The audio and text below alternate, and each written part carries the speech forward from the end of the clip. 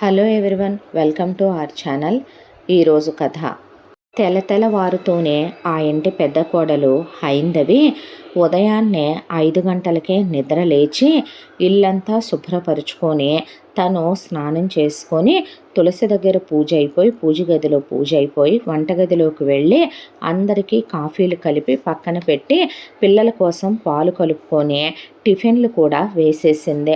ఆ తరువాత తన పిల్లల్ని నిద్ర లేపుకొని పిల్లలకి స్నానాలు అవి చేయించుకొని వాళ్ళకి టిఫిన్ పెట్టి వాళ్ళ కోసం లంచ్ బాక్సులు ప్రిపేర్ చేసి సర్దేసుకొని ఆ తర్వాత భర్తని లేపి భర్తకి కాఫీ ఇచ్చుకొని అతనికి కావలసినవన్నీ అమర్చి ఆ తర్వాత మామగారికి కాఫీ ఇచ్చి వారికి కావలసినవన్నీ మామగారు సుదర్శన్ రావుకి అన్నీ అందించి ఆ తర్వాత భర్త శ్రీనాథ్కి మామగారు సుదర్శన్ రావుకి టిఫిన్ కూడా వడ్డించి శ్రీనాథ్ తన లంచ్ బాక్స్ తీసుకొని వెళ్ళొస్తాను నాన్నగారు, వెళ్ళొస్తాను హైందవి అని చెప్పి గవర్నమెంట్ ఆఫీసులో ఉద్యోగం శ్రీనాథ్ది. తను ఆఫీస్కి బయలుదేరి వెళ్ళిపోయాడు.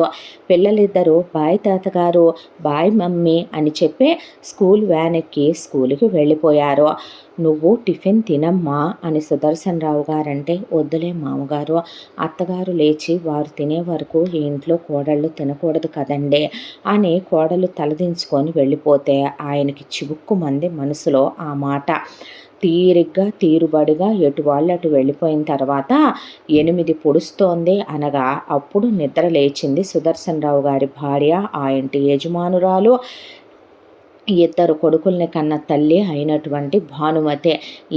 లేవగానే ముందు బ్రష్ మీద పేస్ట్ వేసి గడగడలాడిపోతూ టవల్ తీసుకొని కోడలు నిలబడాలి.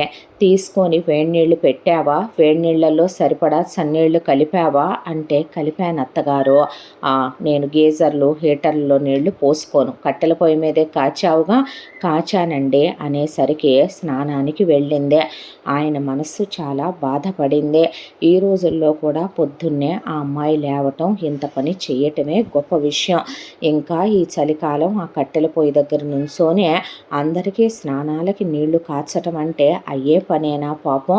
అక్కడికి పెద్ద కొడుకు గీజర్ వేసేసుకుంటాడు, ఆయన గీజర్ వేసేసుకుంటాడు, పిల్లలకి గీజర్ మీద నీళ్లే. ఆ అమ్మాయి పొద్దున్నే అసలు చన్నీళ్ళ స్నానం చెయ్యాలి భానుమతికి, కానీ పెద్ద కొడుకు ఇలా చేస్తే గనక ఆరోగ్యం పాడైపోతుందని పెద్ద కోడలు నిమోనియాలోకి వచ్చి బయటికి రావటం కూడా అయిపోయింది. దాంతో కాస్త గీజర్ నీళ్లు పోసుకునే ప్రాప్తం ఈ మధ్య కాలంలోనే ఆ అమ్మాయికి దొరికిన అదృష్టం. ఆ తర్వాత స్నానాలు చేసి అత్తగారు వచ్చేసరికి కట్టుకునే అడుగులంగా దగ్గర నుంచే అత్తగారి కోసం అన్నీ సిద్ధంగా పెట్టాలి. ఆ తర్వాత కూర్చుంటే తల తుడిచి సాంబ్రాణి వేసి అత్తగారికి తల దువ్వి ఆవిడే స్టైల్గా ముడి వేసుకుంటుంది. ఆ తర్వాత పువ్వులు తీసుకొని నుంచుంటే తల్లో పువ్వులు పెట్టుకొని చీర కుచ్చిళ్ళు పట్టి పవిటికి పిన్ను పెట్టి అప్పుడు డైనింగ్ టేబుల్ దగ్గరకు వచ్చి ఏం వండావు అని అడిగితే, ఈరోజు ఇవి చేయమన్నారు అత్తయ్య, మీరు నిన్న అవే చేశాను అన్న తర్వాత అందులో ఉప్పు లేదు, ఇందులో కారం లేదని 1,00,000 వంకలు పెట్టి ఒక 1/2 డజను ఇడ్లీలు, ఒక 1/2 డజను పూరీలు, ఒక 1/2 లీటర్ కాఫీ తాగి అప్పుడు సోఫాలో కాలు మీద కాలేసుకొని కూర్చుంది భానుమతి. వెళ్ళి ఆ నిద్ర మొహం వేసుకొని నీరసం మొహం వేసుకొని అటు ఇటు తిరగకుండా వెళ్ళి టిఫిన్ ఏదో చేసేయి పో అంది. అనేసరికి ఆ అమ్మాయి 2 ఇడ్లీలు 2 పూరీలు పెట్టుకొని ఏదో దొంగలాగా భయపడుతూ నక్కి నక్కి వంటగదిలో మూలన గ్యాస్ సిలిండర్ పక్కన కింద కూర్చొని తింటుంటే ఆయనకి కడుపు తరుక్కుపోయింది. మన కూతురే అయితే మనం అలాగే చేస్తామా?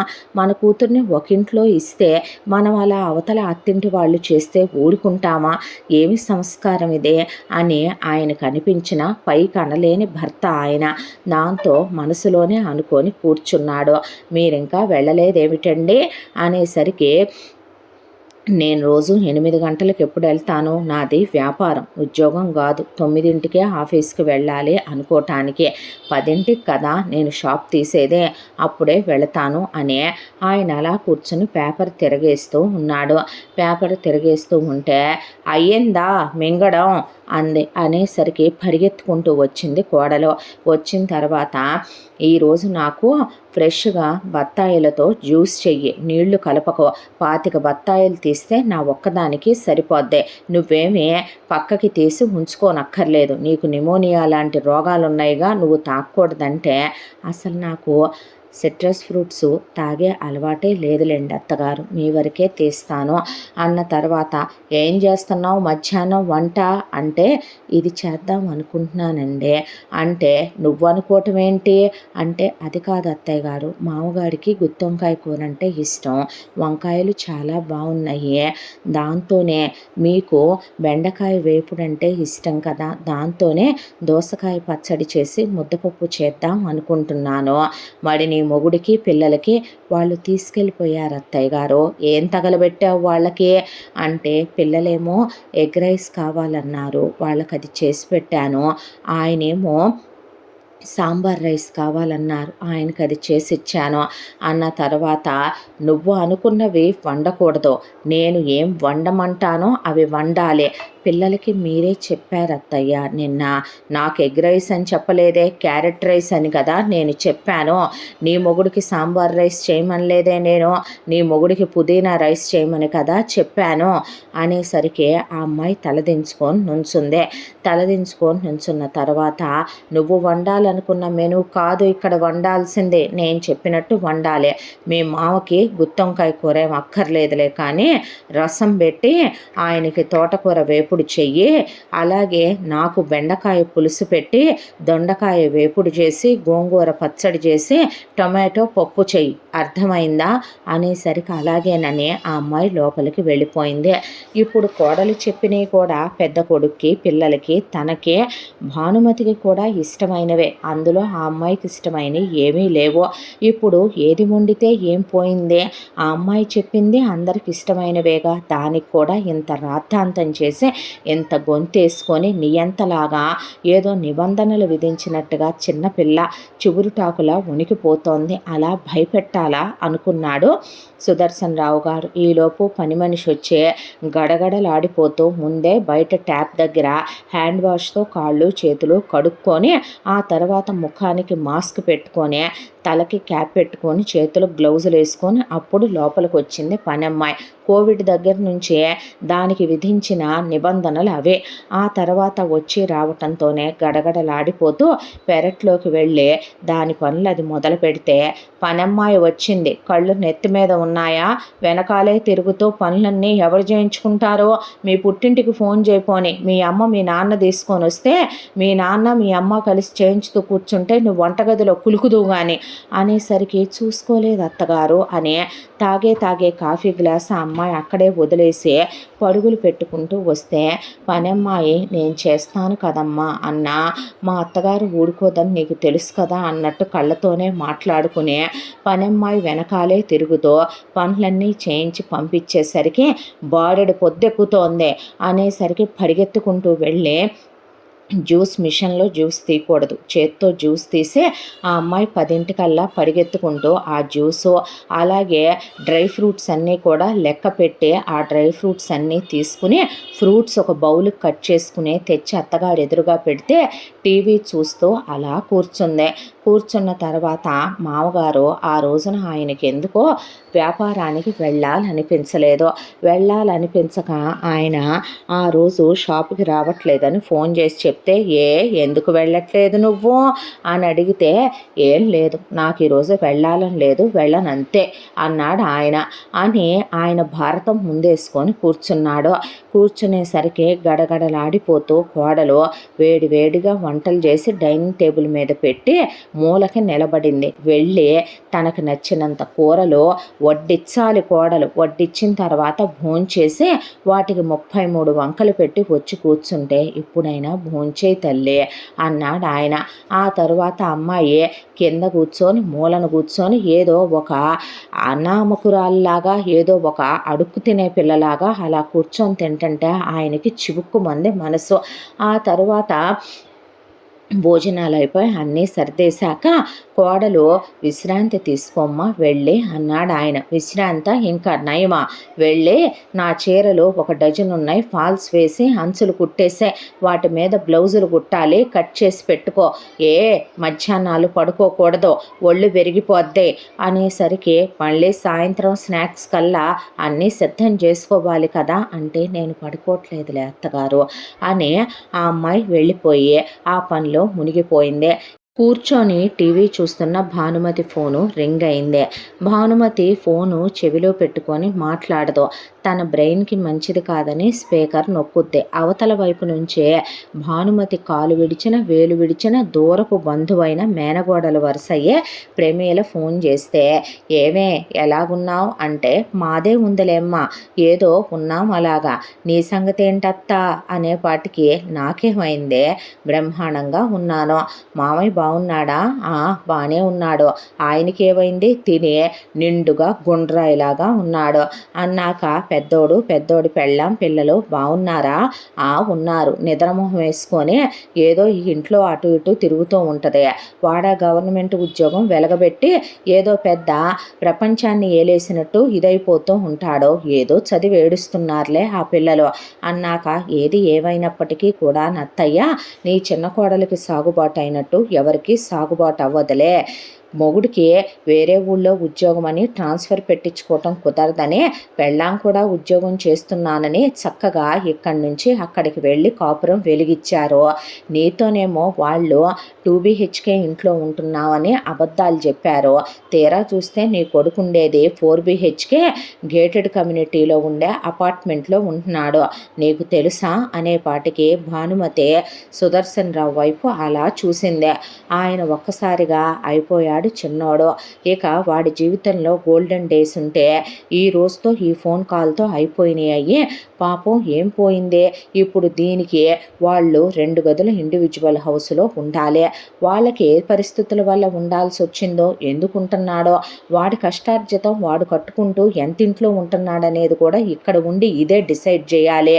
ఇప్పుడు ఏం పోయిందంట, వాళ్ళు వేరే ఉంటే వాళ్ళద్దలు వాళ్ళు కట్టుకుంటున్నప్పుడు కూడా వాళ్ళకి నచ్చిన ఇంట్లో ఉండకూడదా, ఫెసిలిటీస్ ఎక్కువ ఉంటాయని సెక్యూరిటీ పర్పస్ గురించి పిల్లాడేమైనా ఉంటున్నాడేమో, అది ఆలోచించదు. ఇప్పుడు ఈవిడ మాట కాదన్నాడని రోషం పొడుచుకొచ్చింది ఈవిడికని ఆయన అలా చూస్తూ కూర్చున్నాడు. ఈలోగా చెప్పడం మొదలుపెట్టింది ప్రమీల, మీ అబ్బాయి ఉండే 4BHK ఫ్లాట్లోనే నా స్నేహితురాలు ఒక అమ్మాయి ఉంటుంటే వెళ్ళాను అత్త, వెళ్ళి పొద్దున్నుంచి సాయంత్రం దాకా నేను దాంతో పాటే ఉన్నాలే, అమ్మో నీ కోడలు కులుకులు, నీ కొడుకు కులుకులు నేనన్నీ గమనించి వచ్చాను, పొద్దున్నే మొగుడు పెళ్ళాం ఇద్దరూ కలిసి తైతక్కలాడుకుంటూ నీ కోడలు జీన్సులు టీషర్ట్లు వేసి మొగుడితో కలిసి బండి మీద డబుల్స్ ఎక్కి అటొక్కాలు ఇటొక్కాలు వేసుకొని మొగుడిని కావలించుకొని బండి మీద ఆఫీసులకి వెళ్తున్నారు. అసలు విషయం తెలుసా నీకు, నీ కొడుకు తీసుకున్న 4BHK ఫ్లాట్ దేనికి అనుకుంటున్నా, ఒకటేమో ఇద్దరు ఆఫీస్ వర్కులు చేసుకోవటానికి ఒక బెడ్రూమ్ అంట, ఒక బెడ్రూమ్ వాళ్ళ పర్సనల్ స్పేస్ కంట, ఒక బెడ్రూమ్ వాళ్ళ అత్తామామలకంట, ఒక బెడ్రూమ్ గెస్టులకంట. అత్తామామలేంటి అంది భానుమతి. అత్తామామలు ఏంటని అడుగుతావేంటి, తెలియనట్టే, నీ కొడుకు వాళ్ళు వేరు కాపురం పెట్టిన దగ్గర నుంచి నీ కోడలు వాళ్ళ అమ్మా నాన్నల్ని తెచ్చి ఇంట్లో ఉంచుకుంటుండగా రాజభోగాలు అనుభవిస్తున్నారు నీ వియ్యపురాలు వియ్యంకుడు. ఇంకో విషయం తెలుసా, ఇంట్లో పోనీ ఏమైనా నీ వియ్యపురాలు పనిచేస్తుంది అనుకుంటున్నావా, నీ కోళ్ళు ఏమైనా వాళ్ళ అమ్మా నాన్నను పని చేయనిస్తుంది అనుకుంటున్నావా, నెత్తి మీద పెట్టుకొని చూసుకుంటున్నాడు నీ కొడుకు, నీకే చెప్పలేదన్నమాట, వియ్యపురాలేంటి అని అడిగామంటే నీకు తెలియదన్నమాటేగా, సిగ్గు శరం లేకుండా వాళ్ళొచ్చి అల్లుడింట్లో అలా ఉండొచ్చా, అలా కూతురింటి మీద పడి తినొచ్చా, ఇదేమి సభ్యత, ఇదేమి సంస్కారం, నీ కొడుకు అలా అత్తామామలను ఉంచుకోవచ్చా, నీ కొడుకు అత్తామామలకి వంగి వంగి దండాలు పెడుతూ అదెత్తురాయ్యా ఇదెత్తుకురాయ్యా అని చెప్తే అత్తామామలు అలాగే అత్తయ్య అలాగే మామయ్య అని చిరునవ్వులు చిందిస్తూ వెళ్ళి బ్యాగులకి బ్యాగులు స్వీట్స్ అని ఫ్రూట్స్ అని డ్రై ఫ్రూట్స్ అని మందులని బయటికి కనపడతానే ఉన్నాయమ్మ, కవర్లు చీరలు తీసుకొని వస్తున్నారు నీ కొడుకు కోడలు. ఇంట్లో పని మనిషే, ఇంట్లో ఒకవైపున డస్టింగ్ చేయటానికి మొత్తం అన్నీ చేయటానికి ఒక అమ్మాయి చేతి కింద జస్ట్ వంట మాత్రమే చేసుకుంటున్నట్టున్నారు. అబ్బో, ఆ ఎదురింటి అమ్మాయి నా ఫ్రెండ్ చెప్పిందే, అత్త మామల్ని ఎంత బాగా చూస్తాడో వాళ్ళ అల్లుడని, దానికి తెలియదుగా మీరు మా చుట్టాలేనని. దాంతో అది చెప్పుకొచ్చిందిలే. సినిమాలంట, షికార్లంట, ట్రిప్పులంట, పిక్నిక్లంట, అత్తామామలతో నీ కొడుకు అసలు తెగ కలిసిపోయి డిన్నర్లకు వెళ్తాడంట, షాపింగులు చేసుకురావటం అంట, మదర్స్ డే సెలబ్రేషన్లు, ఫాదర్స్ డే సెలబ్రేషన్లో, అత్తామామలు పుట్టినరోజులు, అత్తామామల యానివర్సరీ సెలబ్రేషన్లో, అబ్బో ఓ రేంజ్లో ఎంజాయ్ చేస్తున్నారులే నీ వియ్యంకుడు వియ్యపురాలు కూతుర్నిచ్చి చేసి. ఎంతమందికి దక్కుద్దులే అత్త, అంతోటి అదృష్టం నీదేముందే. ఏదో సామెత చెప్పినట్టు ఇంట్లో పులివి వీధిలో పిల్లివి అయిపోయారు. నీ పెద్ద కొడుకు నీ పెద్ద కోళ్ళు మనసులో అనుకుంటారు, మామయ్య అసలు బయటికి రానివ్వడు. నీ చిన్న కొడుకు నీ చిన్న కోళ్ళు వాళ్ళకి నచ్చినట్టు బతుకుతున్నారు. ఇంకా నీదేముంది, నిన్ను లెక్క చేయాల్సిన అవసరం ఏముంది అని 3 గంటల సేపు ఆపకుండా చిన్న కొడుకు గురించి, చిన్న కోడలు గురించి, చిన్న కోడల అమ్మ నాన్న, వియ్యపురాలు వియ్యంకుడు గురించి చెప్పి చెప్పి చెప్పి అలిసిపోయి ఫోన్ పెట్టేసింది ప్రమీల. అవన్నీ విన్న తర్వాత ఒకవైపున పెద్ద కోడలు, ఇప్పటి వరకు నా ఒక్కదానికే అనుకున్నాను, ఏ సుఖం జీవితంలో దేవుడు ఇవ్వలేదో, ఈవిడ కాళ్ళ కింద మగ్గిపోతున్నాననే. పోనీలే చిన్న తోడు కోళ్ళన్నా దూరంగా వెళ్ళి వేరుకాపురం పేరుతో ఉద్యోగం పేరుతో సుఖపడుతోంది అని. ఈ రోజుతో ఆ సుఖం ఆ సంతోషం తన జీవితంలోంచి కూడా వెళ్ళిపోతున్నాయా అని హైందవి కళ్ళల్లో నీళ్లు తిరిగినాయి.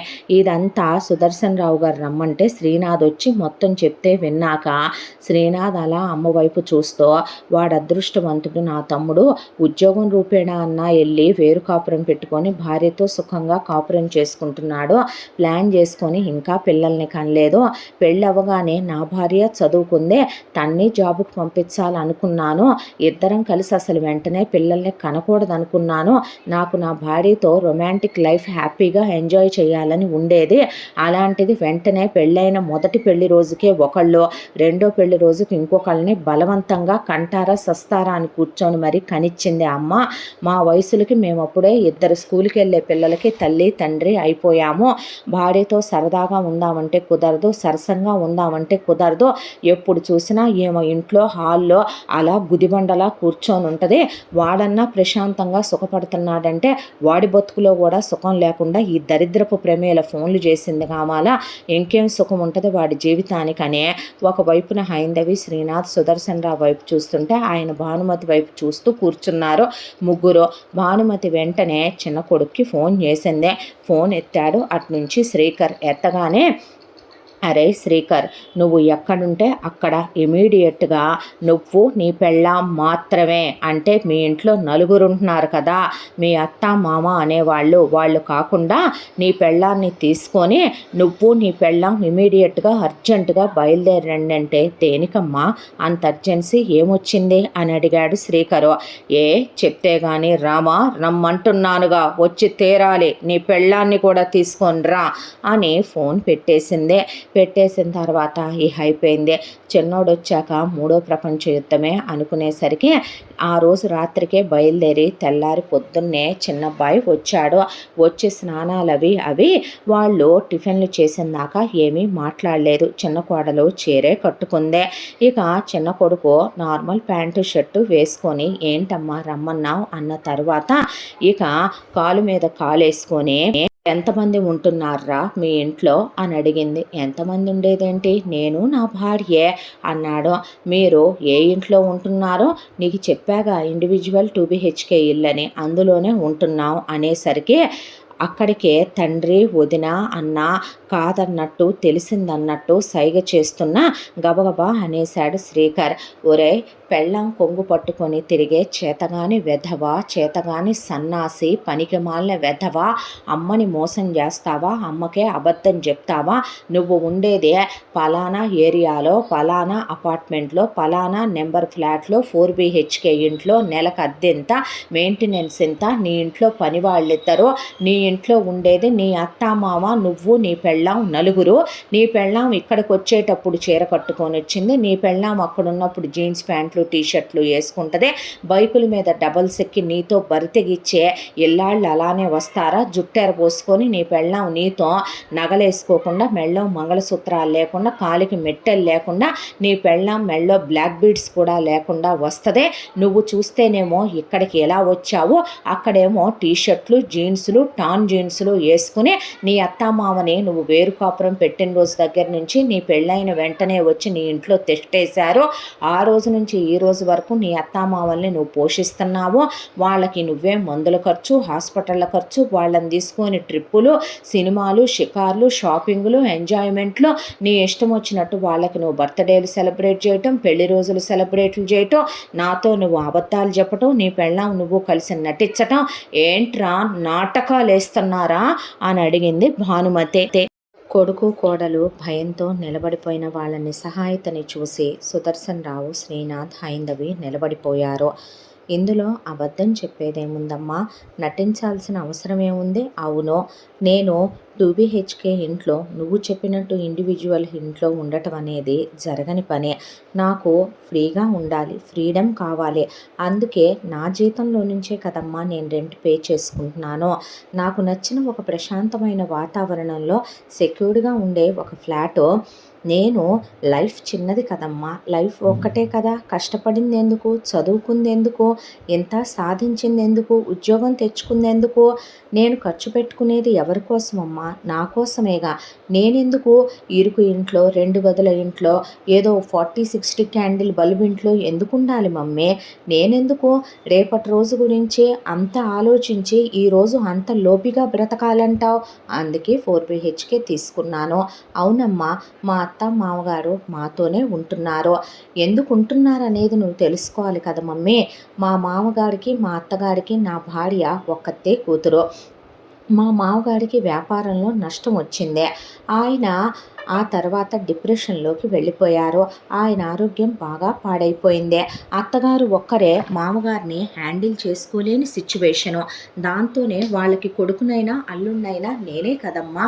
అందుకే తీసుకొచ్చాను, నా ఇంట్లో పెట్టుకున్నాను.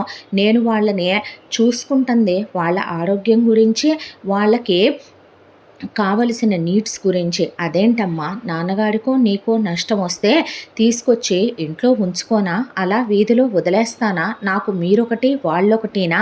ఇక నా భార్య జీన్సులు వేసుకుంటుంది, నా భార్య అలా ఉంటుంది ఇలా ఉంటుంది అంటే తను చదువుకున్న అమ్మాయే. నాగరిక ప్రపంచంలో ఒక మెట్రో సిటీలో చాలా పెద్ద MNC కంపెనీలో తను వర్క్ చేస్తోందమ్మా. తను రోజు పట్టు చీరలు కట్టుకొని ఒళ్ళంతా నగలు వేసుకొని రావటం తనకు కుదురుద్దా? ఒక్కొక్కళ్ళకి ఒక్కొక్క ఇష్టం ఉంటుంది. తనకొక డ్రెస్సింగ్ స్టైల్ ఇష్టం, కంఫర్ట్ ఇంపార్టెంట్. దానికి తగినట్టుగా తను డ్రెస్సింగ్ చేసుకుంటుంది. అవునమ్మా, బండి మీద ఎక్కింది, డబుల్సే ఎక్కిందే. నన్నే కదమ్మా తను కౌగిలించుకొని వచ్చిందే. ఎవరితో అయినా నా భార్య తప్పుగా మాట్లాడిందా? ఎవరితో అయినా తప్పుగా ప్రవర్తించిందా? నా భార్య ఏమన్నా తాగిందా, స్మోక్ చేసిందా, ఎఫ్ఐఆర్లు పెట్టుకుందా, లేకపోతే నన్నేమైనా చులకని చేసి మాట్లాడిందా? మీకేమైనా మీ మర్యాదలు మీకు ఇవ్వలేదా? దానిలో తప్పే ఉందమ్మా. ఎవరో చెప్పారనే విషయాన్ని విని నువ్వు జడ్జ్ చేయటం, ఇలా మమ్మల్ని కూర్చోబెట్టి మాట్లాడటం నీకు తప్పనిపించట్లేదా అమ్మా అని అడిగాడు శ్రీకర్. నోరు ముయ్యరా పనికి మాల వెధవ, ఇక నుంచి మీరెక్కడికి వెళ్లాల్సిన అవసరం లేదు. మనకు తెలిసిన వాళ్ళు ఉన్నారు ఇక్కడే. 2 సాఫ్ట్వేర్ ఉద్యోగాలు మీ ఇద్దరికి పడేయమని చెప్తాను. నీ పెళ్ళానికి బాగా సుఖాలు ఎక్కువైపోయాయి. అక్కడికి వెళ్ళి నీ పెళ్ళాం లగ్జరీలకు అలవాటు పడిపోయిందే. ఇలాగే మొదలు పెడితే రేపొద్దున బరితెగించిపోవచ్చు. రేపొద్దున నీ పెళ్ళాం హద్దులు మీరిపోవచ్చు. నీ పెళ్ళానికి ఏదో ఒక రోజుకి నువ్వే నచ్చకపోవచ్చు. అత్తామావలంటే లెక్కలేని విధంగా తయారైన ఆడదే భర్తకి మాత్రం రేపొద్దున ఏం విలువ ఇస్తుందిరా, ఏం గౌరవం ఇస్తుంది? మీ అత్తామామల్ని ఇమీడియట్గా మీ ఇంట్లో నుంచి పంపించేసాయి. ఎందుకు పంపించాలి అత్తయ్య గారు అని అడిగింది బిందు. ఎందుకు పంపించాలంటే వాళ్ళు నీ అమ్మా నాన్నలు కాబట్టి. వాళ్ళు నా కొడుక్కి అత్తమామలు కాబట్టే, సిగ్గు బుద్ధి జ్ఞానం ఉన్నవాళ్ళెవరో అల్లుడి ఇంటి మీద పడి తినకూడదు కాబట్టే, నీ పుట్టింటి వాళ్ళు నీ ఇంటికి రాకూడదు కాబట్టి. ఎందుకు రాకూడదండి? వాళ్ళకి నేను ఒక్కదాన్నే కూతుర్నే. అలా అనుకుంటే మా నాన్నగారు వ్యాపారం చేసే లాభాలు వచ్చుంటే ఆయన మొత్తం నాకే ఇచ్చుంటే అప్పుడు వాళ్ళు మంచివాళ్లేగా, ఆ డబ్బులు మేము తీసుకోవటం తప్పై ఉండేది కాదు కదో. ఇప్పుడు మా నాన్నగారికి నష్టం వచ్చి మా నాన్నగారి ఆరోగ్యం పాడయ్యి మా అమ్మా నాన్నలు నన్ను కని పెంచి పోషించి పెద్ద చేస్తే ఒక కొడుకు దగ్గర అయితే తన తల్లిదండ్రులు ఉండొచ్చు, కష్టం అన్నప్పుడు సుఖాల్లోనూ ప్రతి దాంట్లో కొడుకు తన అమ్మా నాన్నల్ని చూడొచ్చు, కానీ కూతురు చూసుకోకూడదా? ఇదెక్కడ న్యాయం అండి? వాళ్ళకి నేను ఒక్కదాన్నే కూతుర్ని. అలా అనుకుంటే నేను ఉద్యోగం చేస్తున్నాను, మహా అయితే వాళ్ళ పోషణ ఖర్చుకు నా జీతంలో నుంచి ఒక 30,000 ఖర్చు అవుతుందేమో వాళ్ళ మందుల ఖర్చులతో కలిపి. నా తల్లిదండ్రుల్ని నేను కాక ఎవరు చూసుకుంటారో? వాళ్ళ కర్మ. ఏ ఓల్డేజ్ హోమ్కి వెళ్తారో, ఏ అనాథాశ్రమాలకు వెళ్తారో. కూతుర్ని కన్న రోజే అమ్మా నాన్నలు డిసైడ్ అవ్వాలి, కూతురు మనది కాదు, కూతురు పరాయి వాళ్ళదే. అందులోనూ ఒకే కూతుర్ని కన్నవాళ్ళు మేము గొడ్డుమోతోళ్ళమనే అనుకోవాలి. ఎందుకంటే కష్టం వచ్చినా నిష్ఠూరం వచ్చినా ఏ గంగలోనూ దూకి చావాలి, ఏ రైలు కిందో పడి చావాలి తప్ప అల్లుడింటికి కూతురింటికి వెళ్ళకూడదు, కూతురింట్లో ఉండకూడదు. ఎందుకంటే కూతురిల్లు తమ ఇల్లు ఎప్పటికీ కాదు. అలా అనుకుని కొడుకుల్ని ముందే కనుక్కోవాలి. కనుక్కోనప్పుడు అది మీ అమ్మా నాన్న కర్మ, మీ అమ్మా నాన్న ప్రారంధం. పెళ్ళైపోయిన కూతురింట్లో ఎలా ఉంటారో, కూతురికి అత్త మామ రెస్పాన్సిబిలిటీసు, మొగుడు పిల్లలు ఇవన్నీ ఉంటాయి. అసలు నువ్వు ఎందుకు ఇప్పుడుదా పిల్లల్ని కనలేదు, తైతక్కలాడుకుంటూ నువ్వు తిరగటం ఏంటి అనేసరికి వీల్లేదండి, మీరు మాట్లాడేది కరెక్ట్ అని నేను అనను. ఆడపిల్లకో న్యాయం, మగాడికో న్యాయం ఏ రాజ్యాంగంలో రాశారు? ఆహా, అలా అనుకుంటే నీ తోడుకోడలు హైందవే. నేను నా కొడుకు ఇష్టపడ్డాను అని చెప్పగానే ఏమీ ఒప్పుకొని చేసుకోలేదే. తను కట్నం తెచ్చింది, బంగారం తెచ్చిందే, తను అలా అనుకుంటే ప్రాపర్టీలు తీసుకొచ్చిందే. నేను కనమనగానే పిల్లల్ని కంది, ఇంటి పనులన్నీ చూసుకుంటుందే, నా కనుసన్నల్లో ఉంటుంది, నా చెప్పు చేతల్లో ఉంటుంది, నేను చెప్పినట్టు వింటుందే. నువ్వు అలా అనుకుంటే కానీ కట్నం తీసుకురాలేదు, వీడు ప్రేమించానన్నాడు, ఇష్టపడ్డానన్నాడు, మీ అమ్మా నాన్న పెళ్లి ఖర్చులు పెట్టి పెళ్లి చేశారు, ఇది ఉద్యోగం చేయటం నాకు ఇష్టం లేదంటే ఇంట్లో ఉంటుంది, ఇది చదువుకుందే. కానీ నువ్వు నేను చదివానని ఉద్యోగం చేస్తున్నావు, నీ మొగుడితో వేరు కాపురం పెట్టించావు. ఆ తర్వాత దానమ్మా నాన్నలకి అది రోజు ఫోన్ కూడా చేయకూడదు, ఫోన్ చేసినా స్పీకర్ నొక్కి నా కళ్ళ ముందు మాట్లాడాలి. సంవత్సరానికి ఒకసారి కూడా దాన్ని నేను పుట్టింటికి పంపను. పురిటికి కూడా 9వ నెల వచ్చాకే పంపించాను దాన్ని, 2 పురుళ్ళకి కూడాను. ఆ తరువాతే దాని అమ్మా నాన్నలు వచ్చిన నా పర్మిషన్తో నా కళ్ళ ముందు 1 గంట ఉండి దాన్ని చూసుకొని వెళ్ళిపోవాలి. ఈ రోజుకి కూడా నా కొడుక్కి హ్యాండ్ చైన్లని, మెళ్ళో చైన్లని, పిల్లలకి అకేషన్ల గిఫ్ట్లని, పిల్లల కోసం అమౌంట్లని, దానికోసం బట్టలని తెచ్చి ఇచ్చి, పిండి వంటల దగ్గర నుంచి, ఫ్రూట్స్ దగ్గర నుంచి, స్వీట్స్ దగ్గర నుంచి అన్నీ వాళ్ళే జరుపుతారు కూతురికి. అలాంటిది మీ అమ్మా నాన్న నీకు పెట్టాల్సింది పోయి నీ మీద పడి తింటానంటే నేనెందుకు ఊరుకుంటాను? ఇమీడియట్గా మీ ఇద్దరు అసలు అక్కడికి వెళ్ళి వేరే ఉంటానే మీకు బాగా నోరు లేసింది, కానీ వచ్చి మర్యాదగా ఇద్దరు ఇక్కడికి వచ్చి నోరు మూసుకొని పడుండండి. నా కళ్ళ ముందు ఉద్యోగాలు చేసుకుంటూ ఉందురు, కానీ నువ్వు ఇక నుంచి నీ తోడుకోడల్లాగా ఇల్లు చూసుకుంటూ ముందు పిల్లల్ని కనాలి, వినపడుతుందా అనేసరికి లేచి వెళ్ళి బిందు బ్యాగ్ సర్దేసుకొని బయలుదేరుతుంటే ఎక్కడికి రా అన్నాడు శ్రీకర్. ఎక్కడికి బరితెగిచ్చి వెళుతున్నావో? మీరే అన్నారు కదండి మా అమ్మా నాన్నల్ని చూసుకోవటానికి వీల్లేదని. నాకు మా అమ్మా నాన్నలు కావాలి, మా అమ్మా నాన్నల్ని నేను అలా వదలలేను. ఎందుకు వదలవు? పెళ్ళైన తర్వాత నువ్వు మా కోడలివి, నా కొడుక్కి పెళ్ళానివి అవుతావు, కానీ అలాంటప్పుడు నువ్వు మా ఇంటి పేరు ఎందుకు మోస్తున్నావు? మరి నా కొడుకు చేత రోజు ఒంటి మీద చేయించుకొని కాపురం ఎలా చేస్తున్నావు? నా కొడుకుతో ఎలా కులుకుతున్నావు? మరి నా కొడుకు పెళ్ళామనే పదవిలో, ఇంకా ఇంటి కోడలు అనే పదవిలో ఎలా ఉన్నావు? నువ్వింకా మీ అమ్మా నాన్నలకి కూతురివి కాదో. ఏ క్షణమైతే ఒక ఆడపిల్లకి పెళ్ళవుద్దో, మెళ్ళో భర్త తాళి కడతాడో, ఇంటి పేరు మారుద్దో, ఒక ఇంటికి కోడలవుద్దో, ఆ క్షణమే అమ్మా నాన్నలతో పూర్తి బంధాలు బాంధవ్యాలు ఆడపిల్లకి తెగిపోతాయి. అమ్మా నాన్నలు కూడా పరాయి వాళ్ళు అయిపోతారు, వాళ్ళతో ఏ బంధాలు బంధుత్వాలు ఆడపిల్లలకి ఉండవు అనేసరికి సరే అలాగైతే శ్రీకర్, నేను డివోర్స్కి అప్లై చేస్తాను, మన ఇద్దరం డివోర్స్ తీసుకుందాము, మా అమ్మ నాన్నలకి నా అవసరం ఉంది, వాళ్ళని నేను బ్రతికించుకోగలను, నా తల్లిదండ్రులకి నేను ఒక్కదాన్నే కూతుర్నైనా కొడుకునైనా, అల్లుడివైన నీలో వాళ్ళు కొడుకుని చూసుకుంటున్నారు, కానీ మీ అమ్మగారు ఇన్ని న్యాయాలు ధర్మాలు చెప్పిన తర్వాత వాళ్ళని నేను అనాథలుగా వదిలేయలేను. ఎందుకు వదిలేయలేవు నువ్వు? నేను ఇప్పుడే బయలుదేరి వస్తాను, నీ అమ్మా నాన్నని నానా మాటలు అని అసలు ఇది ఎలా కరెక్ట్ అని వీధిలో పెట్టి న్యాయం అడిగి వాళ్ళని వీధిలోకి రోడ్డు మీదకి గెంటకపోతే చూడు, ఇంకొక మాట మీ అమ్మ మాట్లాడిన శ్రీకర్, నేను మీ అమ్మకి ఇచ్చే మర్యాద వదిలేయాల్సి వస్తుంది. మీ అమ్మగారిని ఇప్పటి వరకు సంస్కారం ఉంది కాబట్టే భరిస్తూ వచ్చాను. మీ అమ్మ వచ్చి మా అమ్మ నాన్నల్ని ఒక్క మాట అన్నా, వాళ్ళని ఒక్క మాట హర్ట్ అయ్యే విధంగా మాట్లాడినా కూడా నేను ఒప్పుకోను. మనం డివోర్స్ తీసేసుకుందాం. నిన్ను ప్రేమించడం నేను చేసిన మొదటి తప్పు, మీ అమ్మగారు ఎలాంటి వారని తెలిసి నేను పెళ్లి చేసుకోవటం నేను చేసిన రెండో తప్పు అనేసరికి, ప్లీజ్ నన్ను అర్థం చేసుకోరా, నువ్వు అలా వదిలేసి వెళ్ళిపోవటం ఏంట్రా, నేనన్నా నా అత్తయ్య మావయ్యనే అంటే మీ అమ్మ అంటూ ఉంటుంది, వాళ్ళు పడుతూ ఉంటారు, నేను చూస్తూ ఊరుకోవాలా శ్రీకర్? అదే మీ అమ్మ నాన్నల్ని తీసుకొచ్చే నువ్వు ఉంచుకుంటే నేను అలాగే అంటానా? ఒక ఆడపిల్ల అత్తామామల్ని అమ్మా నాన్నలు అనుకోవాలి కానీ ఒక అల్లుడు తన అత్తామామల్ని అమ్మా నాన్నలు అనుకోలేడా?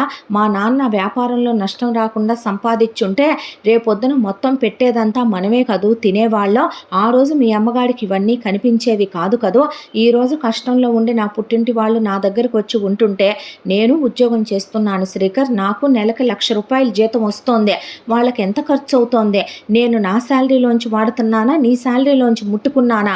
మా అమ్మా నాన్న మన మీద ఏమైనా పడి ఫ్రీగా తింటున్నారా? పోనీ మనకు అంతకుముందు ఎంత హెల్ప్ చేశారో, ఎంత సాయం చేశారో, వాళ్ళు నీకు కారు కొనిచ్చారో, వాళ్ళు నాకు బంగారం పెట్టారో, వాళ్ళు నాకని ఇచ్చిన క్యాష్ వెనక్కి తీసుకున్నారా? వాళ్ళు నా పేరు మీద పెట్టిన ఏ ప్రాపర్టీ అయినా మనం అమ్మి వాళ్ళకి ఏమైనా హెల్ప్ చేశామా అనేసరికి ప్లీజ్ అని బ్రతిమలాడటం మొదలుపెట్టాడు శ్రీకర్. తొందరపడి నిర్ణయం తీసుకోకమ్మా అని శ్రీనాథ్ హైందవి అంటే సుదర్శన్ రావు, అమ్మా నీకు దండం పెడతాను, తండ్రి లాంటి వాడినే విడాకులు తీసుకోవటం ఏంటి తల్లే, ఇద్దరూ ప్రేమించి పెళ్లి చేసుకున్నారు, నువ్వు చాలా మంచిదానివి, మీ అమ్మ నాన్నలు చాలా మంచివాళ్ళు, నాకు నీతులు చెప్తారేంటి మావగారు? పెళ్ళైన ఇన్ని సంవత్సరాలుగా మీ భార్యకి మీరు ఎదురు చెప్పలేరు, మీ కొడుకులిద్దరూ వాళ్ళ అమ్మకి ఎదురు సమాధానం చెప్పలేరు, మీ భార్య మాట్లాడేది న్యాయమే అయితే తల్లికి గౌరవం ఇవ్వాలి, తల్లిని తండ్రిని నెత్తిని పెట్టుకొని దేవతల్లా కొలవాలి, కానీ ఆవిడ కొద్దిగైనా సంస్కారంగా మాట్లాడుతున్నారా? ఆవిడ మాట్లాడేది ఏ అనాగరికమైనటువంటి న్యాయం అంటారు మీరు చెప్పండి? నాగరికులు మాట్లాడే పద్ధతిలోనే ఆవిడ మాట్లాడుతున్నారా? సంస్కారవంతులు మాట్లాడే మాటలే అంటారా? కట్నాలు తేలేదంటారు, కానుకలు తేలేదంటారు, వాళ్ళంత పెట్టలేదు ఇంత పెట్టలేదంటారు, వచ్చి నా దగ్గర ఉండలేదంటారు, ఏంటండి ఇదంతా? మేము ఇక్కడ ఉండటం ఏంటి? నేను ఆయన ఇక్కడ ఉద్యోగాలు చేసి మాకున్న ఉద్యోగాలు ఏ ప్రాబ్లం వచ్చిందని మానేసి రావాలి మేము ఇక్కడికే? ఎందుకు ఉండాలి? నా తల్లిదండ్రులను నేను ఎందుకు చూసుకోకూడదో? ఈ తరం కోడల్ని మామగారు, నా తప్పు ఏముందండి? ఏ రోజైనా అత్తయ్య గారు నేను ఒక్క మాట అన్నానా? ఇదేంటి మావయ్య గారు, ఇదెక్కడ అన్యాయం అండి అనేసరికి సుదర్శన్ రావుతో కొడుకు శ్రీకర్, నాన్న నేను ఇక అమ్మకి ఎదురు చెప్పాల్సి వస్తుంది, నేను అమ్మని పూర్తిగా ఎదిరించాల్సి వస్తుంది అన్నాక, వాడు మాత్రమేనా నాన్న, నేను కూడా విసిగిపోయానన్నాడు శ్రీనాథ్. అనేసరికి సుదర్శన్ రావు, ఇలాగే కనుక భానుమతి మాట్లాడుతూ పోతే ముందు చిన్నోడు వెక్స్ అయిపోతాడు, ఆ తర్వాత వాడు ఎదురు చెప్పి వాడిదేదో వాడు తీసుకొని వాడి దారిన వాడు వెళ్ళిపోతే పగలు గొడవలు కక్షలు తెగదెంపులు మొదలైపోతాయి, ఇంటి పరువు వీధిలోకి ఎక్కుద్దే. చిన్నోడు చూసి ఇప్పటికే పెద్దోడు విరక్తిలోనే ఉన్నాడు, వాడి భార్యకి వాడికి పెళ్ళయ్యాక వాడికి భార్యతో సంతోషంగా గడపాలనుకుంటే హనీమూన్లు కొద్దందే, పెళ్ళాన్ని తీసుకొని ఓ సినిమాకి వెళ్ళనివ్వదు, వాడి పెళ్ళానికి ఓ చీర తేకూడదు, ఒక మూర పూలు తేకూడదు, వాడి పెళ్ళాం నవ్వుతూ మాట్లాడుకోకూడదు, రాత్రి వాడు 12 దాటా గదిలో లైట్ వేయకూడదు, ఈ దరిద్రాలన్నీ పడుతూ వాడు ఎప్పుడైతే ఉన్నాడో ఇష్టం లేకుండానే ఇద్దరు పిల్లల్ని కనిచ్చేసింది వాళ్ళతో, వాడికి వాడి అత్తగారి దగ్గర కట్నం తీసుకోవటం ఇష్టం లేదు, వాళ్ళని బలవంతంగా ఈవిడ కట్నాలు తీసుకొని వాళ్ళ మీద నానా ఒత్తిడి తీసుకొచ్చింది. ఇప్పటికీ వాళ్ళని భయపెడుతూ భయభ్రాంతుల్లో ఉంచుద్ది. వాడిని అత్తగారింటికి వెళ్ళనివ్వదు. వాడు అత్తగారు వాళ్ళు వాడి గురించి ఏమనుకుంటున్నారా అనే వాడు నలిగిపోని క్షణం లేదు. దీనికి తోడు ఇప్పుడు చిన్నోడితో గొడవ పెట్టుకుంటే పెద్దోడు కూడా ఎదురు సమాధానం చెప్పి వెళ్ళిపోతాడు. ఉన్న పరువు కాస్త వీధికి ఎక్కుద్దే. దీనికి ఓ పరిష్కారం ఆలోచించాలని, అమ్మ ఒక్క నెల రోజులు నాకు సమయం ఇవ్వవా, నేనే సమస్య అంతా పరిష్కరిస్తాను తల్లే అని చెప్తే, వద్దు మావగారు, అమ్మ నీ తండ్రి లాంటి వాడిని బ్రతిమిలాడి అడుగుతున్నాను, ఒకే ఒక్క అవకాశం ఇవ్వమ్మా, ఈ నెల రోజులు మీరు ఇక్కడ ఉండండి, తర్వాత వెళ్ళిపోదురు కానీ అన్నాక ఆ అమ్మాయిని బ్రతిమిలాడేసరికి ఆగిందే. దాంతో భాను అంటే వాళ్ళు ఇక్కడే ఉంటారంట్లే, ఇక్కడే ఉద్యోగం చేసుకుంటారంట్లే అంటే, ఇద్దరికేం అక్కర్లేదు, వాడి వరకు ఉద్యోగం చూద్దాం, నువ్వు చూడక్కర్లేదులే, నేనే చూస్తాను, వాడు ఉద్యోగానికి వెళతాడు, వాళ్ళమ్మ నాన్న లేదో వాళ్ళది వాళ్ళు ఆలోచించుకుంటారు, అమ్మ ఇంట్లోనే ఉంటానందలే, ఉండని, అత్త కింద ఉంటే ఎలా ఉంటుందో, అత్త కింద ఉండి ఏమేం నేర్చుకోవాలో దానికి తెలుస్తుంది, వీడికి బ్రెయిన్ వాష్ అవసరం లేగానే వీడు అత్తమామలకి కొడుకైపోతున్నాడంట, అల్లుడు కాదంట, వీడికి కొంచెం నేను క్లాస్ తీసుకోవాల్సిన పనుందలే అనేసింది భానుమతి. ఆ తర్వాత ఇలా ఒక వారం రోజుల కాలం గడిచింది. ఆ తర్వాత ఒక రోజున భానుమతికి ఫోన్ వచ్చింది. వెంటనే భానుమతి కోడళ్ళని బ్యాగులు సర్దండని, కొడుకుల్ని బయలుదేరండని సుదర్శన్ రావు గారిని వెంటనే, ఏమండి మనం వెళ్ళాలంటే ఎక్కడికి, మా పుట్టింటికండి, మా నాన్నగారు ఏంటో సూసైడ్ అటెంప్ట్ చేశారంట, అమ్మ వదిన ఏడుస్తున్నారు, వెంటనే బయలుదేరి వెళదామనేసరికి అందరూ కలిసి వెళ్ళారు. వెళ్ళి ఏమైందమ్మా అని అడిగేసరికి, అమ్మా అని భానుమతిని పట్టుకొని భాను అని వాళ్ళ వదిన పట్టుకుంటే, ఏమైంది అని అడిగేపాటికి, ఏమవటం ఏంటమ్మా, అన్నయ్యకి రొయ్యల చెరువులు చేపల చెరువులో నష్టం వచ్చింది, కోట్లల్లో నష్టం, వ్యాపారంలో నష్టం వచ్చేసింది, దాంతో ఒకవైపున అన్నయ్య తాగుడికి పేకాటకి అలవాటు పడిపోయాడు, ఉన్న ఇల్లు కూడా అమ్మేసి తాకట్లుకి వెళ్ళిపోయి ఏమీ మిగల్లేదు, ఈ దిగులతో మీ నాన్నగారు తట్టుకోలేక పురుగుల మందు తాగారు, కనీసం మేమన్నా ఏ ఓల్డేజ్ హోమ్కు వెళ్ళి బతుకుతాము, మీ అమ్మా నాన్నలనైనా చూసుకోండిరా అని మీ అన్నయ్య పిల్లల్ని అంటే, మా బాధ్యతలే మాకు సరిపోవట్లేదు, వీళ్ళని మేమెక్కడ మొయ్యమని వాళ్ళు వెళ్ళిపోయారమ్మా, ఇప్పుడు మా బతుకేంటో మాకు అర్థం కావట్లేదు తల్లి అని ఏడ్చేసరికి, కొడుకులందరూ అలాగే ఉన్నారు, నేనేమైనా సుఖపడుతున్నానా ఏంటమ్మా, నా కొడుకులిద్దరూ కూడా అలాగే చేస్తారు, నేను కాలి కింద ఉంచబట్టి అణిగి మణిగి ఉంటున్నారులే కానీ, లేకపోతే ఒక్కొక్క కోడలు ఇలాగే ఉంటాయి, ఒక్కొక్క కొడుకులు అలాగే ఉంటారు అన్నాక నేను పోయాను అనుకున్నారా అమ్మా, నేను లేననుకున్నారా ఏంటమ్మా, నా ఇంటికి రండి, మిమ్మల్ని నెత్తిన పెట్టుకొని చూసుకుంటాను, నేను మాత్రం మీ కూతుర్ని కాదా ఏంటి అని ముందు కారు తీసుకురండి అని చెప్పి తన అమ్మ నాన్నని అన్న వదిన్నే కారులో ఎక్కించుకొని తీసుకొచ్చిన తర్వాత, మీరేమీ టెన్షన్ పడద్దు, బాధపడద్దు, దిగులు పడద్దు, ఏమండి అమ్మా నాన్నని హాస్పిటల్కి తీసుకెళ్దాం పదండి, మందులు ఇప్పించి తీసుకొద్దాం పదండి, బట్టలు బాగోలేదు బట్టలు కొందాం పదండి, ఇక నుంచి అన్నయ్య నువ్వు ఈయనతో పాటే వ్యాపారానికి వెళ్ళు, వచ్చే లాభంలో నీకు కూడా సగం ఇస్తాడు, వదిన ఇక నుంచి నువ్వు ఇంటి బాధ్యతలు నాతో పాటు చూసుకుంటూ ఉందు కానీ, ప్రశాంతంగా జీవితం గడుపుదురు కానీ, మీరే దిగులు టెన్షన్ పడాల్సిన అవసరం లేదు, నేను బతికే ఉన్నానని అమ్మా నాన్నల్ని ఇక్కడ ఉంచుకుందే. ఆ తర్వాత ఇలా కొన్ని రోజులు గడిచాక సుదర్శన్ రావుని ఒక రోజున భానుమతి తల్లి అబ్బాయి అంటే, చెప్పు అత్తయ్య అనేసరికి భానుమతికి కోపం వచ్చింది. చెప్పండి అని పెద్దావిడ్ని గౌరవంతో పిలవాల్సింది పోయి చెప్పత్తయ్య అంటున్నాడంటే ఇతనిలో మార్పు వచ్చిందా ఏంటి అనేసరికి, కాస్త మందులు అయిపోయినాయి తెచ్చిపెట్టయ్యా అంటే, ఇప్పుడు కుదరదులే పోవమ్మా తర్వాత తీసుకొస్తాను అనేసి వెళ్ళిపోయాడు సుదర్శన్ రావు.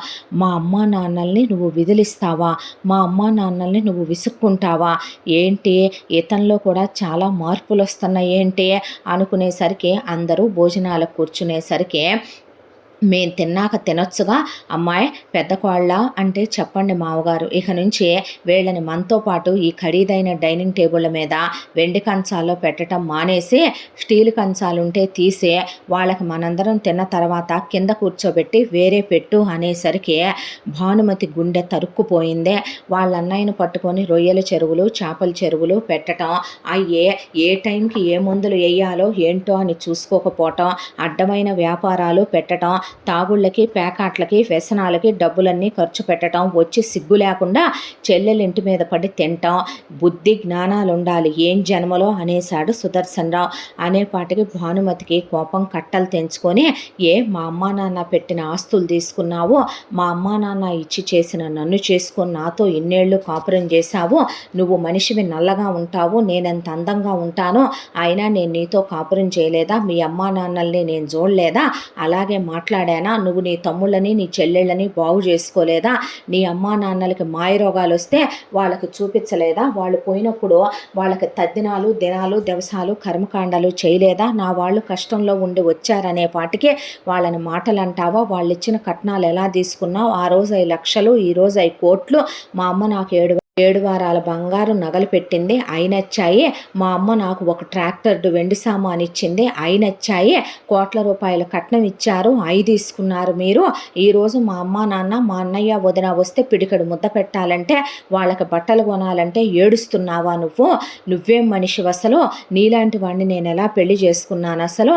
అని భానుమతి సుదర్శన్ రావుని అంటాం. సుదర్శన్ రావు అత్తామామల్ని చేదరించుకోవటం, విసుక్కోవటం, బావుమరిదిని విసుక్కోవటం, బావుమరిది పెళ్ళాన్ని తిట్టిపోయటం ఆయన మొదలుపెట్టేసరికి ఒక రోజున సుదర్శన్ రావు తల్లిదండ్రులు చనిపోయారు, కానీ ఆయన పిన్ని బాబాయ్ బ్రతికే ఉండి వాళ్ళు వచ్చారు.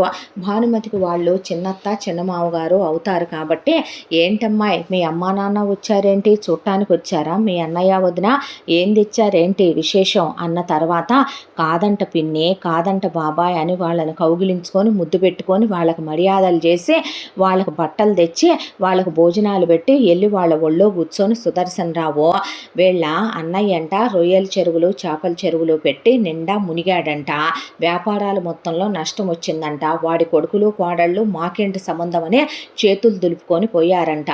దీని బాబు నాటకం వేసి మా మామ విశ్వనాథ్ నోటికింత పురుగుల మందు పూసుకోగానే మా అత్త అరుంధతి దీనికి ఫోన్ చేసి 2 వగలమారు ఏడుపులు ఏడవంగానే దీనికి పుట్టింటి వాళ్ళ మీద తెగ ప్రేమ కారిపోయి తీసుకొచ్చి నా నెత్తి మీద నా కొంపలో పెట్టింది. ఇప్పుడు వీళ్ళందరినీ సమాజ సేవ చేసి ఉద్ధరించి నేను పోషించాలంట, నాకేంటో కర్మ నాకు అర్థం కావటం లేదు అనేపాటికి, ఇదెక్కడ పద్ధతి, ఇది అమ్మాయి నాకు తెలియక అడుగుతాను, మీ పుట్టింటి వాళ్ళు వచ్చి ఇలా కూర్చొని తింటమేంటి నీ ఇంటి మీద, ఇదెక్కడ సంస్కారం అసలు, ఆడపిల్లకి పెళ్ళైనప్పుడే ఆడపిల్ల వాళ్ళ పిల్ల కాదని పరాయి పిల్లని ఎప్పుడు ఇంటి పేరు మారుద్దో, ఎప్పుడు వేరే వాళ్ళని పెళ్లి చేసుకొని ఒక ఇంటికి ఇల్లాలవుద్దో, మనకి ఆడపిల్లకి బంధాలు సంబంధాలు తెగిపోయినాయి అని పుట్టింటి వాళ్ళు అనుకోవాలి, అదేంటి మీ అమ్మా నాన్న అనుకోపోతే నువ్వు అనుకోవా ఏంటి, తీసుకొచ్చి వాళ్ళని నువ్వు పోషించటం ఏంటి, ఇదెక్కడ పద్ధతి, మీ అమ్మా నాన్నల్ని ఏ అనాథాశ్రమంలోనో మీ అన్నయ్య వాళ్ళని ఏ గుళ్ళో ప్రసాదాలు తిని ఏ 4 వీధుల్లోనో అడుక్కు తిని బతకమని చెప్పు, అంతేకాని మా అబ్బాయి నెత్తి మీద తీసుకొచ్చి పెడతానంటవేంటి, బుద్ధి జ్ఞానం ఉండాలి నీకు అనేసరికి మా వాళ్ళు ఇచ్చిన కట్నాలు నచ్చినాయి, మా వాళ్ళు ఇచ్చిన నేను నచ్చాను, మా వాళ్ళు పెట్టిన ఆస్తులు నచ్చినాయి, సరే అయితే మా వాడితో విడాకులు తీసేసుకో, నీ కట్నాలన్నీ నీకు ఇచ్చేస్తాడు, వెళ్ళి మీ వాళ్ళని తీసుకొని వెళ్ళి నువ్వు వాళ్ళను పోషించుకో, ఈ ఇంటి ఇల్లాలుగా ఉన్నంత వరకే, మా వాడికి పెళ్ళంగా ఉన్నంత వరకే, మా ఇంటి పేరు నువ్వు మోస్తున్నంత వరకే నువ్వు వాళ్ళ కూతురివి కాదే, మా ఇంటికి కోడలివే, మేము చెప్పినట్టే వినాలే, మా చెప్పు చేతల్లోనే ఉండాలే, కట్నాలు ఊరికినే ఇచ్చారా ఏంటి, మా వాడికి ఉన్న కోట్ల రూపాయల ఆస్తితో పోలిస్తే నీకున్నదంతా ఏమందగత్తెవి నువ్వు, సరిగ్గా చూస్తే మగాడి రూపులా ఉంటది నీ గయ్యాళితనానికే, నీ నోటి కిందకి మీ అమ్మా నాన్న ఆ రోజున ఎవడూ నిన్ను భరించలేక నీకు 250 సంబంధాలు వచ్చి తప్పిపోతే మా వాడు మంచోడని కాళ్ళు గడ్డాలు పట్టుకొని ఇచ్చి చేసి ఈనాం కింద రాసిచ్చారు నీకు ఆ కట్నాన్నే, ఏ మగాడే నీతో కాపురం చేయగలిగేదే, నీ నోటి కింద ఉండగలిగేదే, అత్తామామల్ని చూసిన ఇల్లాలివా ఏంటి నువ్వు, పోయిందాకా మీ అత్తామామ వేరే వండుకు తిని పోబోయేటప్పుడు వస్తే అంత తులసి తీర్థం పోయంగానే నీ దగ్గరికి వచ్చిన వారంలోనే మీ అత్త 3 నెలలు తిరగకుండా మీ మామ పైకి పోయారు,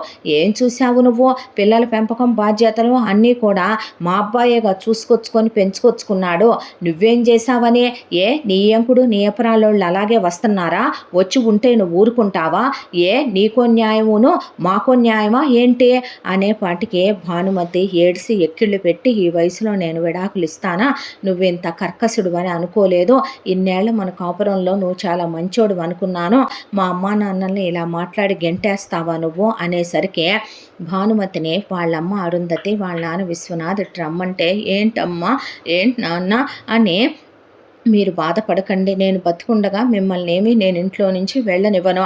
నా తల్లిదండ్రులు, నా పుట్టిల్లుని నేనేం పోగొట్టుకోను. అవసరమైతే ఆయనకి విడాకులైనా ఇస్తానేమో కానీ మిమ్మల్నెందుకు వదిలేసుకుంటాను అనేసరికి కూతురు చెంప రైట్ సైడ్ అమ్మ, లెఫ్ట్ సైడ్ నాన్న చెళ్ళుమనిపిచ్చారు.